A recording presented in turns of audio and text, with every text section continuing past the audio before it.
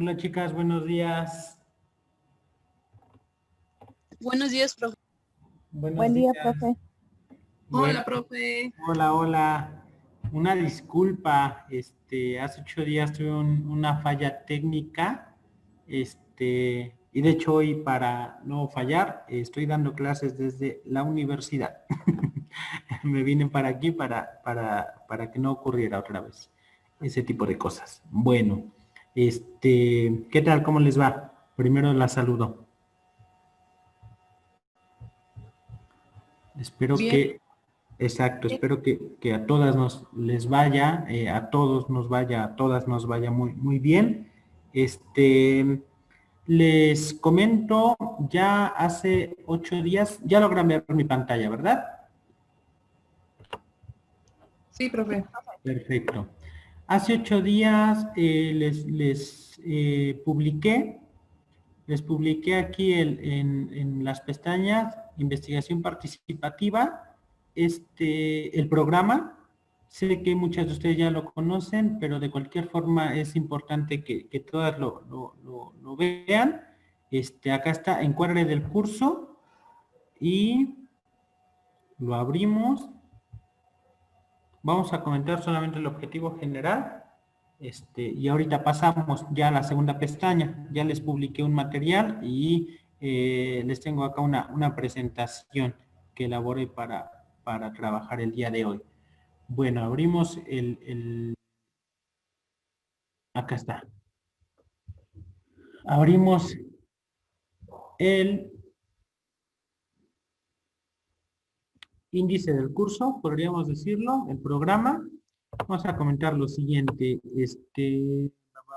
A quien está, voy a solicitar que alguien me apoye con la lectura del objetivo general del curso. Berta, no seas malita, apóyame con el objetivo general del curso. Claro que sí. Dice, el alumno analizará diversos aspectos relacionados con la investigación participativa en la educación. Ok, perfecto. Entonces, acá tenemos algunos de los temas que vamos a abordar.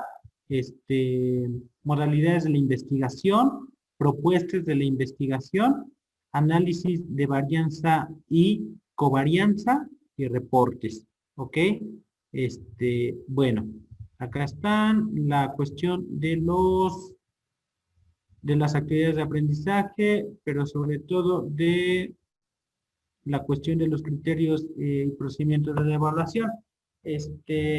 Como ven, continuamos con la dinámica de nuestra evaluación durante la sesión, el día de la entrega, bueno, más bien el día de la evaluación misma, así como lo veníamos trabajando en esos dos momentos, formulario de Google o de Google, y la elaboración, la redacción de algunas pequeñas preguntas.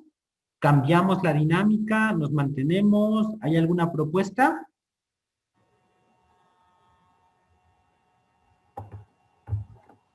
Yo creo que nos vamos por la misma línea, profe. Bueno, eso yo opino. Claro. Sí. Muchas gracias, Alma.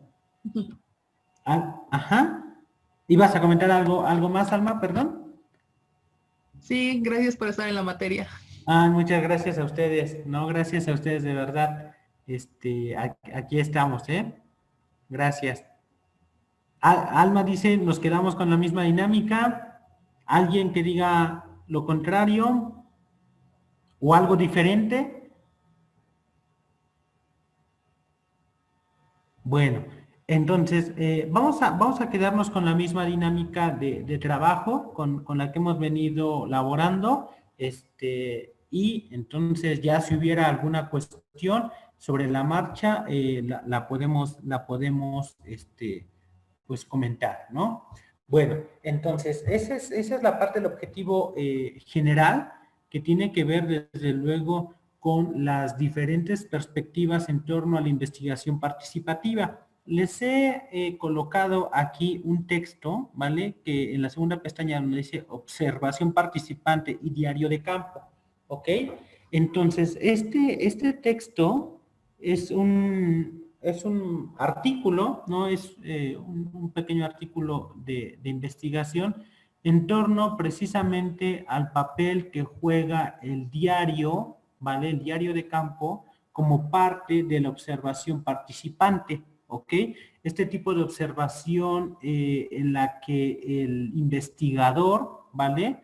El científico, podríamos decir, no hace una observación pasiva, sino más bien hace una observación de intervención, es decir, hace una observación participante. Cuando nosotros vemos u observamos cosas, generalmente lo hacemos desde la pasividad.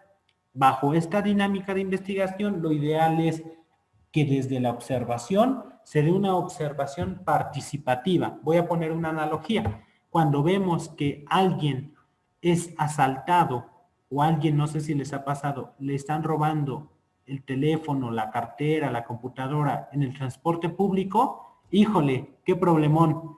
Nosotros lo estamos viendo y como que mejor hasta volteamos en ocasiones a otro lado, ¿no? Para no observar y para no vernos involucrados, porque pareciera que inclusive la propia observación, la misma observación, ya te involucra en ciertas dinámicas. Pareciera que tú no estás haciendo nada, pero si no dices nada, estás formando parte de esa lamentable situación, ¿no? Entonces, estás colaborando. Bueno, lo importante de la observación precisamente es este entendido, que tanto para bien y para mal, la propia observación ya involucra una participación. Entonces, este es un artículo, ya está, la verdad es que un poquito viejito, ¿no? Pero desde luego que nos va a servir mucho. Se llama Observación Participante Diario de Campo en el Trabajo Docente, ¿vale? Está publicado por esta revista, ¿vale? Que se llama Perfiles, es de la UNAM, es una revista dedicada a la difusión de contenidos en términos educativos, perfiles educativos, de hecho se llama, ya está ahí en su segunda carpeta, ¿vale? Y vamos a estar trabajando con él. De hecho, lo vamos a dividir en tres secciones. Tiene 21 hojitas. El día de hoy vamos a analizar las primeras 7 y se les quedaría como tarea leer de las 7 a la 14 para la próxima sesión y que ustedes pudieran elaborar una pequeña presentación con los puntos más importantes, todas. Una presentación sencilla, puede ser una presentación de PowerPoint, una presentación, un documento de Word, y yo el día de mañana, a más tardar el lunes, les abro un foro en el mismo grupo para que ustedes puedan colgar ahí sus presentaciones en cuanto las tengan listas. Como límite, obviamente, tenemos el sábado, ¿vale? El sábado antes de las 9, y el sábado dentro de 8 días, yo presento la presentación que yo he realizado y si es necesario, pues solicito que alguien más en algún punto nos comparta la presentación que ella realizó para que podamos comentarla, ¿vale? ¿Les parece? ¿Hay dudas o preguntas sobre esta primera actividad? No, profe. Perfecto. Vamos a dividir entonces al grupo, bueno, más que al grupo, a este artículo, en 3. Hoy vamos a analizar la primera parte, la primera de esas 3 partes, de la página 1 a la 7, y dentro de 8 días ustedes entregan una presentación de la 7 a la 14, y dentro de 15 días de la 14 a la 21. Bueno, entonces, aquí está. Bueno, acá está el artículo, ¿eh? Vamos, pues para no ir leyendo el artículo, a la presentación que yo les puse aquí abajito, que es la presentación del mismo artículo. Déjenme que la abra.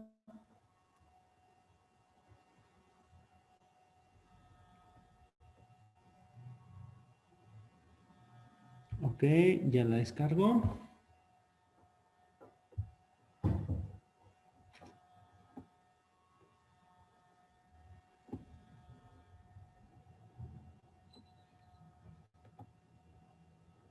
Ahí va, ahí va.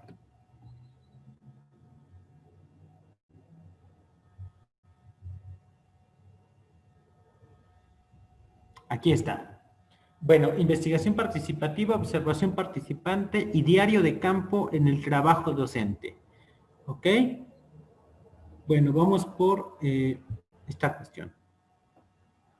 Como parte de la introducción, ¿vale? El artículo nos habla sobre el papel y el vínculo, el engranaje, podríamos decirlo así, que se establece entre la cuestión del trabajo educativo, la labor de la enseñanza, el estar frente al grupo, este proceso de enseñanza-aprendizaje, de enseñanza-enseñanza, ¿vale? Y la investigación educativa, que en muchas ocasiones parecieran cosas diferentes y en algunas de esas ocasiones inclusive cosas antagónicas, opuestas. Pareciera que si yo me dedico a dar clases, prácticamente no tengo tiempo ni capacidad para hacer investigación en educación. O soy investigador o doy clases. O doy clases o soy investigador. Pero investigar y dar clases, hacer trabajo educativo al mismo tiempo, pues desde luego que es una gran problemática. Y es una problemática real, podríamos decirlo. El artículo parte de esta situación. Acá tenemos en la imagen un pequeño recuadro que yo les he colocado, ¿no? Con esta idea de que más bien el trabajo educativo y la investigación docente, la investigación en educación, debe estar vinculada desde luego por la personalidad, ¿vale? Del profesor, es decir, por la persona del profesor. ¿Quién vincula la investigación con el trabajo educativo? Voy a ponerlo en otros términos. ¿Quién vincula la teoría con la práctica? Pues el profesor mismo. Voy a poner otro ejemplo. Pareciera que yo puedo hablarles sobre una metodología de investigación o de una metodología didáctica, es decir, un método para dar clases, y lo hago desde la teoría, lo hago desde la investigación. Pero cuando me voy al trabajo educativo, cuando yo se las manifiesto, cuando yo doy clases, pues no aplico esa investigación. Entonces hay un desfase. ¿Y sobre quién recae la responsabilidad de ese engranaje? Sobre este intermedio, sobre el profesorado mismo. ¿Ok? Entonces, Alma, apóyame con la idea de la introducción del texto. ¿Qué nos dice? Introducción. Subestimar las actividades de investigación en el trabajo docente equivale a ignorar los obstáculos y las barreras que intervienen en el desarrollo del aprendizaje, de aprendizajes significativos en los alumnos. Muchas gracias. Esto es importante. El texto tiene esta idea, esta tesis de que, de hecho, uno no puede ser o desarrollar un buen trabajo educativo, una buena práctica docente, ¿vale? Si es que no hace trabajo de investigación. Pareciera entonces que el trabajo de investigación es la antesala, el requisito, la condición para poder desarrollar una buena práctica docente. Dice la introducción, si es que nosotros ignoramos, ¿vale? O denostamos la investigación, ¿vale? No podremos estar en condiciones para sortear esos obstáculos y barreras que se ven reflejados en el desarrollo del aprendizaje, ¿no? Y no de cualquier aprendizaje, sino de aprendizajes significativos. Entonces, esto desde el artículo, desde la práctica, pues a un profesor pareciera que lo que más le interesa es el ejercicio del aula, la práctica más que la labor de la investigación. El artículo dice, no, estamos comenzando por el engranaje equivocado. Debemos primero investigar, debemos ser científicos educativos para poder ser profesionales de la educación. ¿Ok? Entonces, esa idea es de las primeras. Bueno, la siguiente diapositiva, aquí la tenemos, dice, el profesor investigador tiene una posición privilegiada, pues su reflexión gira en torno a su propia actividad. Y esto es importante. Ya en otras ocasiones les había comentado esta idea. ¿Qué pasa, por ejemplo, con las personas, bueno, con las personas, con los investigadores que trabajan en el ámbito de las ciencias duras, de la física, de la química? El sujeto de estudio y el objeto de estudio son diferentes. Es decir, el matemático, el investigador, que es un matemático, investiga ecuaciones lineales. Bueno, pero esas ecuaciones o esos modelos matemáticos están fuera de él. Es decir, son diferentes. El químico investiga las propiedades de los metales. Bueno, el químico es una persona, pero desde luego el oro, la plata, los metales, el mercurio, no sé, están fuera de él, son elementos diferentes. Ojo, con la parte de las ciencias sociales, el objeto y el sujeto de estudio pues son uno mismo. Y entonces, esta es una ventaja que de acuerdo con el artículo debería ayudarnos a salvaguardar, ¿vale? El desarrollo de nuestra primer problemática, de esta separación entre la investigación y el trabajo educativo. ¿Por qué? Porque dice lo siguiente: el profesorado o el profesor investigador tiene una posición privilegiada, pues su reflexión gira en torno a su propia actividad. ¿Qué pasa? ¿Qué pasa cuando uno descubre, investiga, estudia una cosa que está mal en la sociedad? Tiene que denunciarla, ¿no? Ahora, de esa denuncia a que la sociedad se modifique, hay una gran diferencia. De que yo lo diga a que la otra persona me haga caso, pues hay un enorme abismo. En esta cuestión de la docencia, pues la práctica es mucho más sencilla, porque si yo la estoy regando, ¿vale? Si yo no estoy haciendo las cosas bien, entonces yo mismo puedo corregirme. Si yo acabo de descubrir tal o cual técnica de enseñanza, o tal o cual técnica de aprendizaje, o tal o cual metodología, no hace falta que publique eso para que las otras personas lo puedan llevar a la práctica. Yo la descubrí y en corto comienzo a ejecutarla. Entonces, esta posición es privilegiada respecto a otras áreas del conocimiento, respecto a otras disciplinas. Entonces, no se trata de poner a la docencia versus la investigación. Es decir, no es una lucha de poderes para ver quién o cuál es la más fregona. No es decir, bueno, pues el docente es más fregón que el investigador. No, van de la mano, y van de la mano porque son uno mismo. El investigador ejerce docencia y el docente investiga. ¿Ok? Entonces es como una correlación, como una cuestión de implicación, de una coimplicación. Ok. Bueno, la metodología. A ver, vamos a diferenciar acá entre una técnica y un instrumento, que son los que tiene por objeto el estudio o el artículo. Si nos vamos a nuestra primera diapositiva, voy a regresar, dice: observación participante y diario de campo en el trabajo docente. Parecieran cosas, palabras simplemente: observación participante y diario de campo en el trabajo docente. Bueno, acá el artículo es muy claro. La observación participante es una técnica, ¿ok?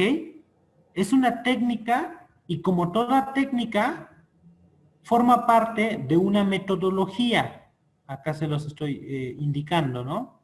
Con mi cursor. La técnica es parte de la metodología. ¿Qué significa que sea una técnica?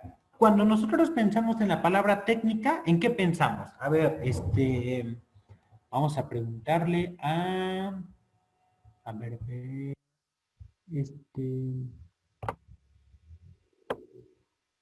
Pili, María del Pilar.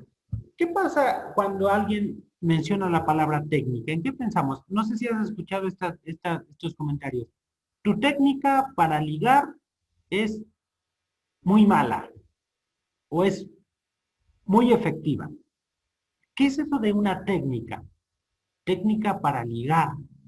Tu técnica para amarrarte los zapatos no es la adecuada. ¿Qué es eso de una técnica, Pili?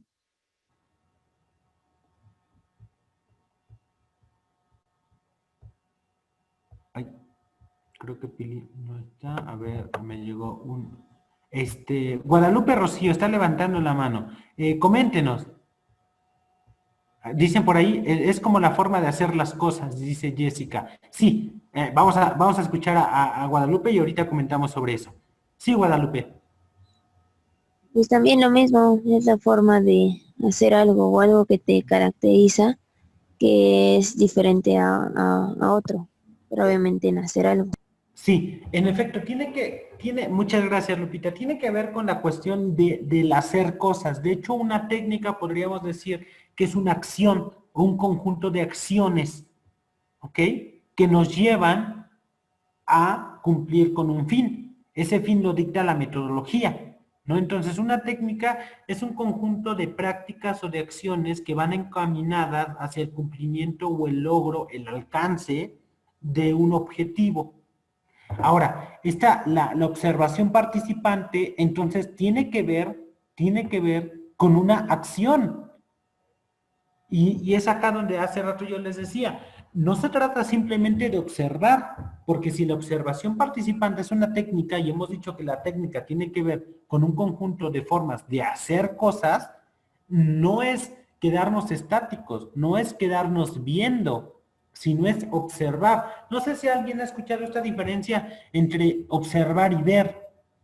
Ver es como pasar la vista, pasar los ojos, pero observar es poner atención, fijar nuestra atención y nuestra intencionalidad en un objeto.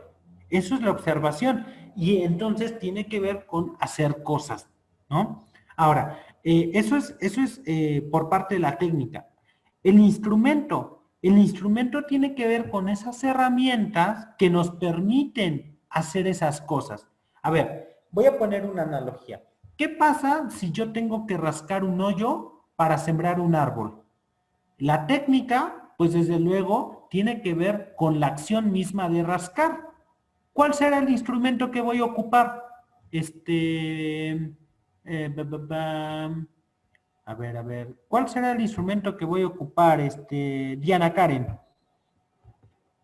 Si mi mamá me pide que rasque un hoyo para que siembre un árbol de aguacate, ¿cuál es mi técnica y cuál es mi instrumento?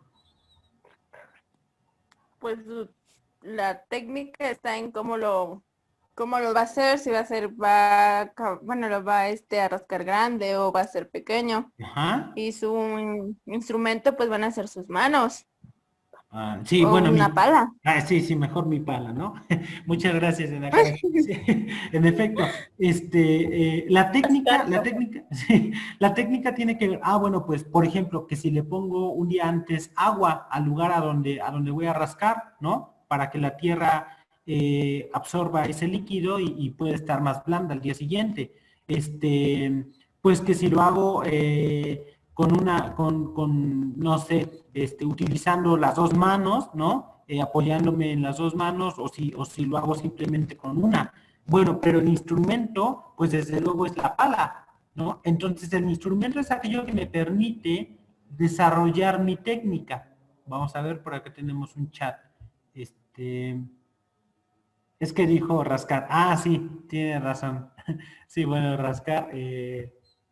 Sí, y debía haber dicho cavar. Tienes toda la razón, ¿no? ¿Cómo nos vamos a rascar con una pala? Sí, tiene razón. Cavar sería el concepto adecuado. Entonces, ahora, en esta cuestión, el instrumento para desarrollar la técnica de la observación participante es nuestro diario de campo, ¿vale? Usando una pala o cuchara. Muy bien. Sí, en efecto. Entonces, nuestro diario de campo va a posibilitarnos el desarrollo de nuestra técnica, ¿vale? Entonces, bueno, ¿hasta acá dudas o preguntas con esta diferencia, con esta distinción? No, profe. Ok, ya en otro módulo hablamos de la diferencia, ya en términos educativos, más que en términos metodológicos generales, sino en términos específicamente de la educación, la diferencia entre instrumento y herramienta. Recuerden ustedes que el instrumento es para el profesor o para el investigador y la herramienta es para, podríamos decir, el alumno o inclusive para el objeto investigado. En este caso, la herramienta por la cual estamos trabajando es la plataforma de, podríamos decir, la plataforma de Zoom. Es nuestra herramienta para desarrollar una técnica, la técnica de estar conectados, esa acción, ¿ok? Entonces, lo quería comentar. Recuerden también la diferencia entre instrumento y herramienta. Bueno, vámonos por lo siguiente, una vez que ya se ha aclarado esto. Ahí dejen que bajen.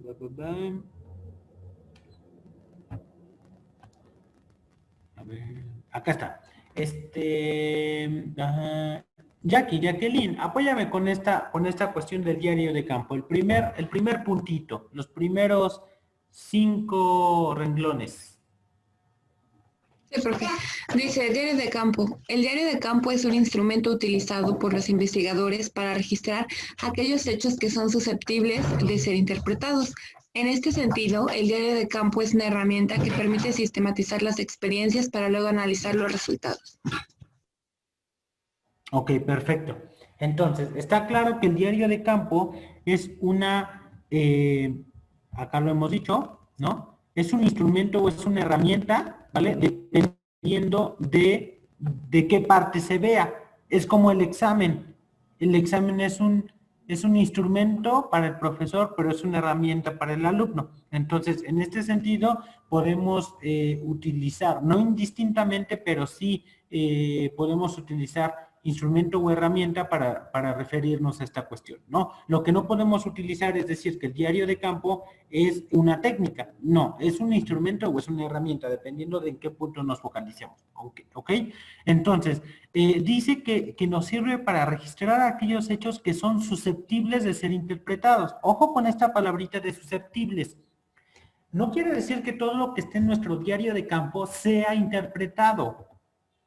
Es decir, yo puedo escribir en mi diario de campo muchas cosas y de esas cosas solamente darle seguimiento o trabajar, interpretar algunas. Voy a poner ahora algunos ejemplos. Un diario de campo es como una libreta de notas, no es un diario personal. En ocasiones el concepto este de diario nos hace un poco de ruido.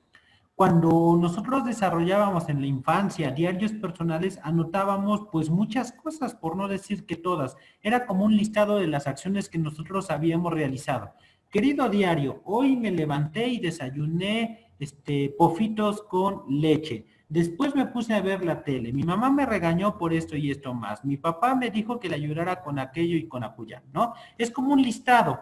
Bueno, pues el diario de campo básicamente tiene que ver con notas que nos refieren a hechos interesantes durante el día. Inclusive muchos de los diarios de campo tienen que ver con palabras, con dibujos, con diagramas, no necesariamente con oraciones estructuradas. Y la finalidad del diario de campo es que a posteriori, después, cuando el investigador se siente con toda la calma a desarrollar la investigación, tenga ese referente gráfico, esa palabra, ese esquema sobre aquel acontecimiento, ¿ok? Sobre aquel hecho o acontecimiento que experimentó durante ese día. Pero no es la descripción detallada del acontecimiento como tal, sino simplemente es una referencia, ¿ok? Entonces, y no es de todos los acontecimientos, sino por eso les he comentado esta cuestión de que son de los acontecimientos susceptibles, ¿ok? Susceptibles de ser interpretados, los que posiblemente me van a permitir desarrollar mi investigación. ¿Para qué? Para sistematizar las experiencias para luego analizar los resultados. Obviamente, cuando yo estoy en una experiencia de campo, pues no me voy a poder sentar. Es como cuando ustedes van a un concierto o están en una fiesta. no sé si les ha pasado, que están viendo los 15 años más bien el vals de la quinceañera y lo están grabando. Ah, bueno, pues no puedes grabar y bailar al mismo tiempo, o grabas o bailas. Entonces, el diario de campo es justamente como cubre esta idea de, bueno, pues quizá como no puedo escribir y desarrollar mis conclusiones, mis posturas respecto a esto que estoy viviendo, de pronto simplemente lo anoto en un diario y ya después le doy cabida, ya después lo analizo, ya después lo concluyo, ¿ok? Bueno, dudas, preguntas con este primer punto. Vámonos entonces a lo siguiente. Imelda, apóyame con el segundo punto. Son 3 rengloncitos. Sí, profe. El diario del campo es un instrumento utilizado por los investigadores para registrar aquellos hechos que son susceptibles de ser No, interpretados. ¿O de cuál, profe? el de abajo, Imelda. Ah, de la de abajo. El que ya marqué, ok, profe. El diario del campo se anota todo lo que sucede a lo largo de la rutina de trabajo de investigación, que es a su vez la rutina cotidiana de los investigadores, de los investigados. De lo investigado, muy bien. Sí, aunque acá dice, se anota todo lo que sucede a lo largo de la rutina de trabajo, de investigación, sí debemos tener en cuenta esta cuestión, esta idea, de que no es que se anote todo con detalle, sino nuevamente, se anota todo lo que es susceptible de ser interpretado, todo lo que puede contribuir. Obviamente, si yo, por ejemplo, estoy investigando en una comunidad la forma en la que se relacionan los padres de familia con los profesores de la escuela, de la comunidad, y de pronto, pues resulta que en esa comunidad hubo una pérdida, o hubo, no sé, se dio el fallecimiento de alguna persona importante de la comunidad, bueno, habría que preguntar, ¿eso me va a servir para establecer de qué forma se relaciona el maestro con los papás de familia? Pues suena muy interesante, pero no. Pues me gustaría ver cómo se dan los funerales en esta comunidad. Bueno, sí, está interesante, pero no te ayuda, no te sirve para tu investigación. Entonces, puedes anotarlo, puedes hacer otra cosa, pero en el diario de campo, pues no tendría lugar como tal, ¿ok? Bueno, vamos por lo siguiente. Las fuentes de la información, ¿vale? ¿De dónde yo puedo obtener información? ¿Cuáles van a ser mis fuentes para mi diario de campo y por lo tanto para mi propia técnica, para mi metodología? Vamos a tener 2 fuentes de acuerdo con el texto. Vamos a tener la observación directa, ¿vale? Y los informantes. A ver, con esas 2 ilustraciones, con esas 2 ilustraciones, ay, caramba, espérenme.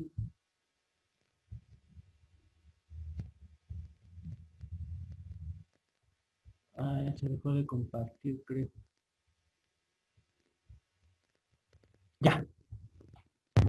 Con estas 2 ilustraciones quisiera preguntarle a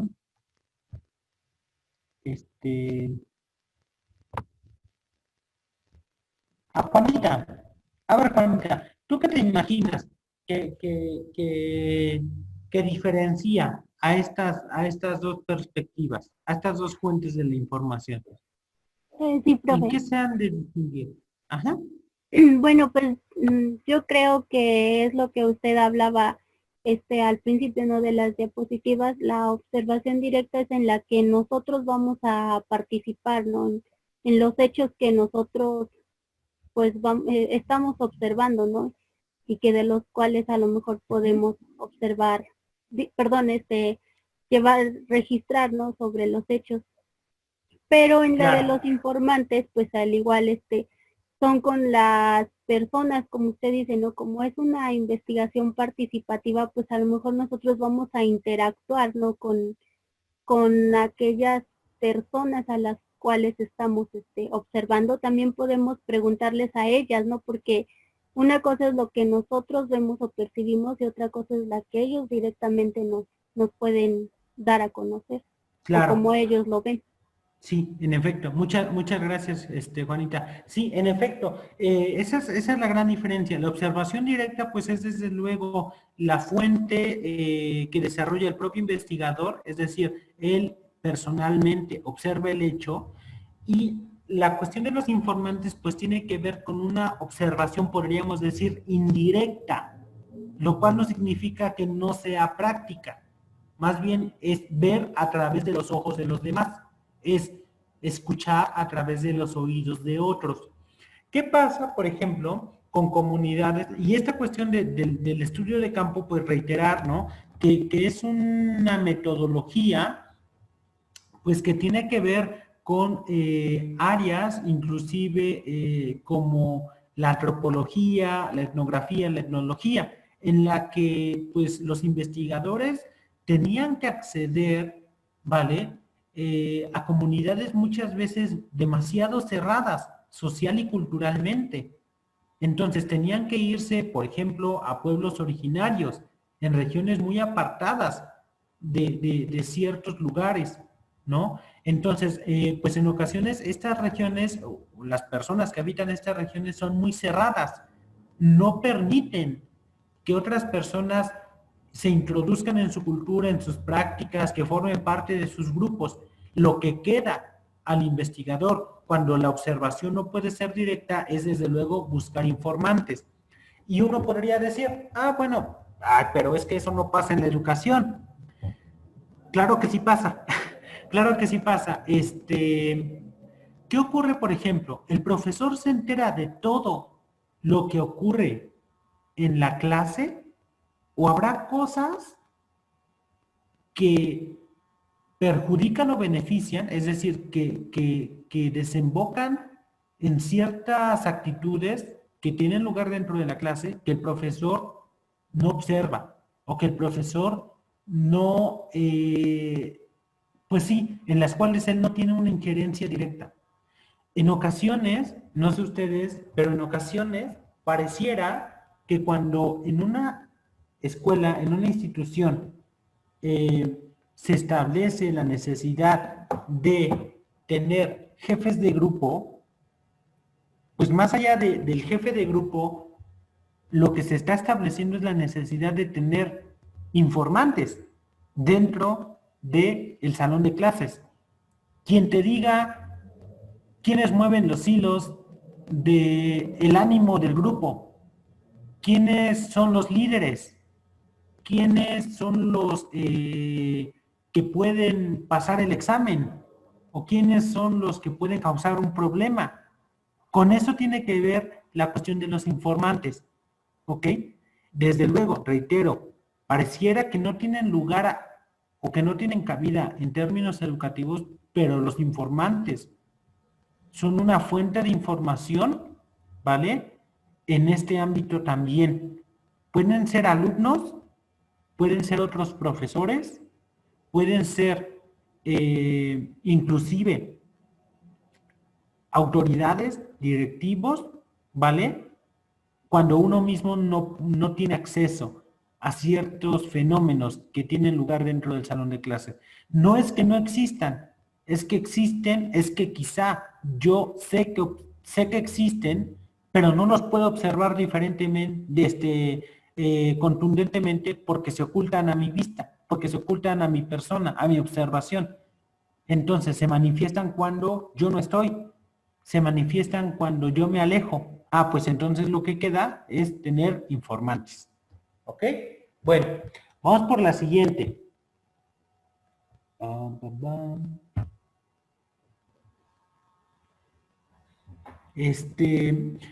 Ahora, no nos podemos fiar de todas las personas. Si nosotros buscamos informantes para una observación participante, obviamente estos informantes deben cumplir ciertas características, ¿ok? Bueno, algunas de estas características son las siguientes. Deben ser personas seleccionadas. Es decir, yo le debo dar el mote al informante de informante. No es que el informante me diga yo lo soy. El investigador selecciona a el informante, no el informante selecciona al investigador. ¿Ok? Porque debe ser una relación, podríamos decir, de subordinación. Primero, por ejemplo, yo no puedo tener como informante a una persona que quizá no informa de forma verídica o que quizá tergiversa la información que a mí me da o inclusive que quizá informa a dos personas de forma diferente. Entonces, el informante debe ser una persona seleccionada. Persona o personas pueden ser diferentes. La segunda, Alma, la segunda característica, ¿qué nos dice?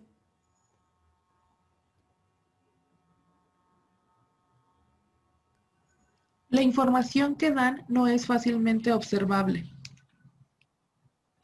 Perfecto. Esta también es otra característica.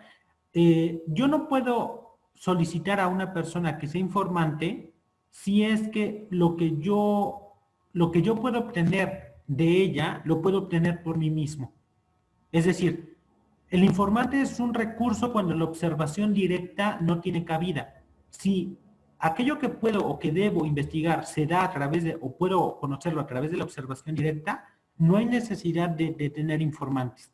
¿Ok? Entonces, la información que él me puede dar, ¿ok? Debe ser de un difícil acceso. O dicho de otra forma, no es fácilmente observable. Bueno, la tercera, obviamente, pareciera una cuestión de facta, por default, ¿no? Pero desde luego es algo importante y fundamental, es la condición, yo diría, que es que el informante es parte de la comunidad. ¿De qué me sirve haber seleccionado a una persona? ¿De qué me sirve tener no uno, 3 informantes si ninguno de esos 3 informantes es parte de la comunidad? Desde luego, esa información, ¿vale? La que ellos me puedan dar o va a ser errónea o desde luego, pues simplemente no va a ser útil, porque no es la información que ocurre dentro de la comunidad. Piénsenlo así.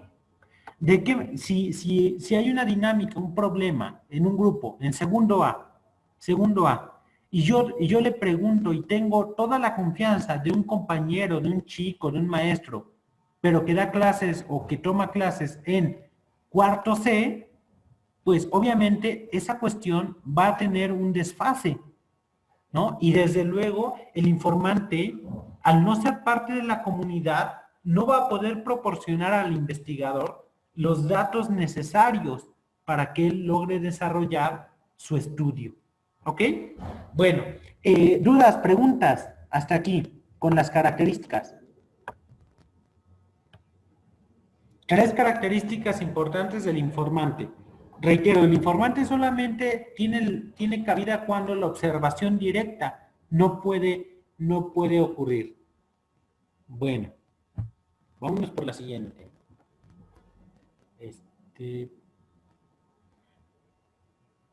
Vamos por la otra cuestión, que tiene que ver con las características de la observación. No con las del informante, sino con las características de la observación. Luisa, apóyame con la lectura de estas 3 características. Sí, profe. Características de la observación. Registra palabras o claves para recordar.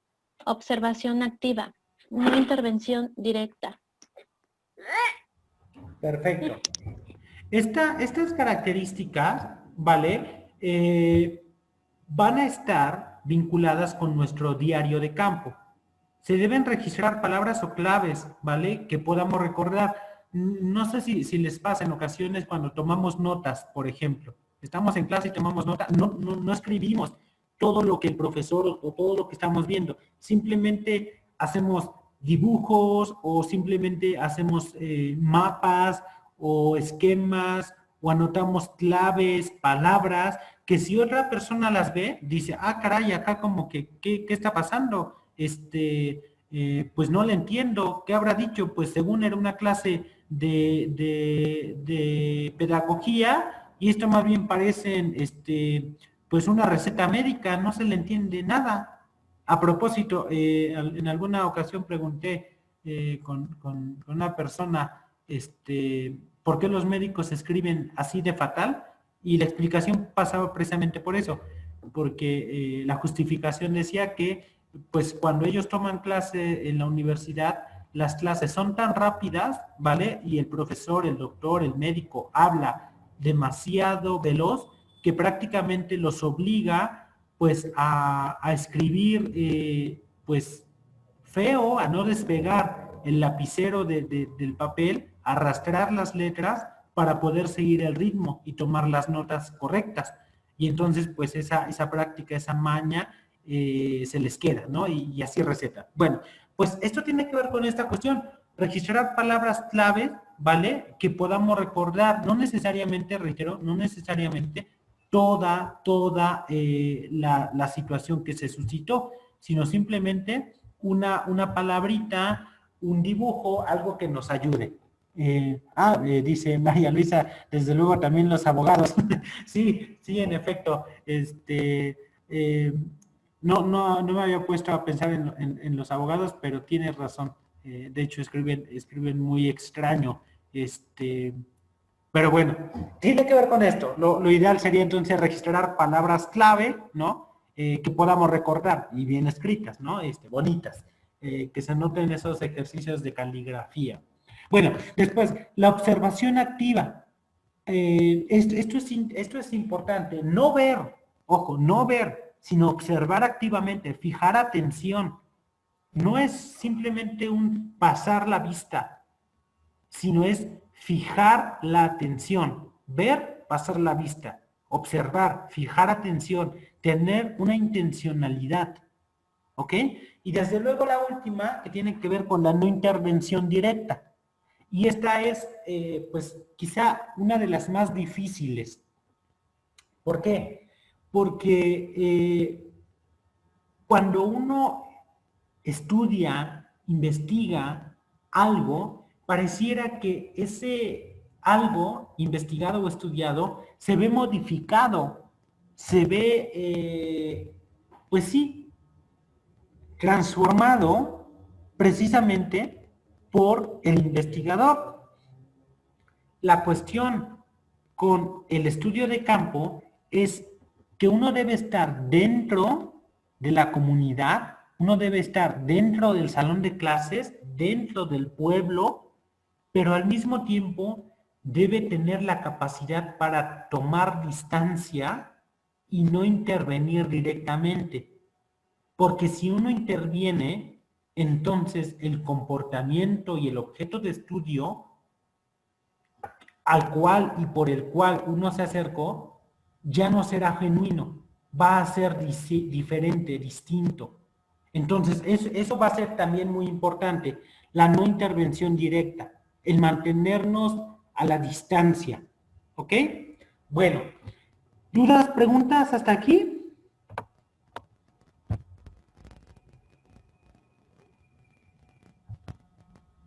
Bueno, la tarea. La tarea, que es esta que ya les he establecido, viene ahí en la presentación, dice 1. Da lectura al material titulado Observación Participante y Diario de Campo en el Trabajo Docente. De la página, acá me equivoqué, perdón, de la página 7 a la 14. Acá dice a la 10, pero pónganle a la 14, ¿vale? Para que lo dividamos en 3. Hoy vemos el primer tercio y avanzamos dentro de 8 y 15 días, lo finalizamos. De las 7 a la 14, elabora una presentación de PowerPoint. Reitero, puede ser una presentación, puede ser una diapositiva, una hojita de Word, algo sencillo, tampoco se mortifiquen tanto. Si es una presentación de PowerPoint, con que tenga unas 3 diapositivas, es suficiente. Y por último, mantén preparada tu presentación para la próxima sesión. Reitero, yo les voy a colocar un foro para que ustedes puedan ahí colgar sus presentaciones como límite el próximo sábado y que podamos ahí consultarlas. Y dentro de 8 días, pues voy a decir, a ver,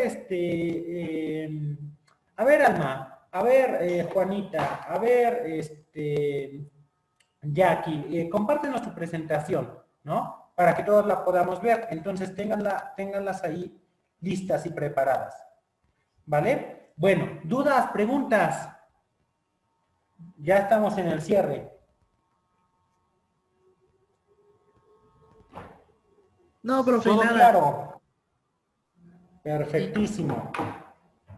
Bueno, si no hay dudas o preguntas, les voy a pedir, vamos a cerrar ahora en unos minutitos esta sesión para que pues tomen un pequeño descanso, ¿vale? ¿No hay dudas o preguntas? A ver, Berta, dime, ¿de dónde vamos a sacar nuestra presentación?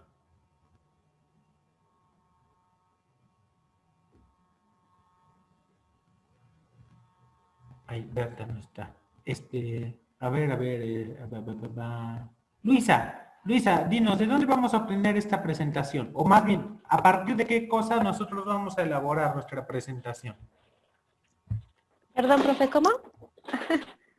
El libro, ¿A profe. partir de qué material vamos a elaborar nuestra presentación, Luisa? Del libro que tiene ahí, el de observación participante, que usted nos subió a la plataforma. Ok, perfecto. ¿Vale? Sí. Bueno, chicas, muchas gracias, Luisa. De nada, profe. Nos escuchamos dentro de 8 días, ¿vale? Les mando un fuerte abrazo y cuídense mucho. Sí, profe, gracias. Saludos a todas.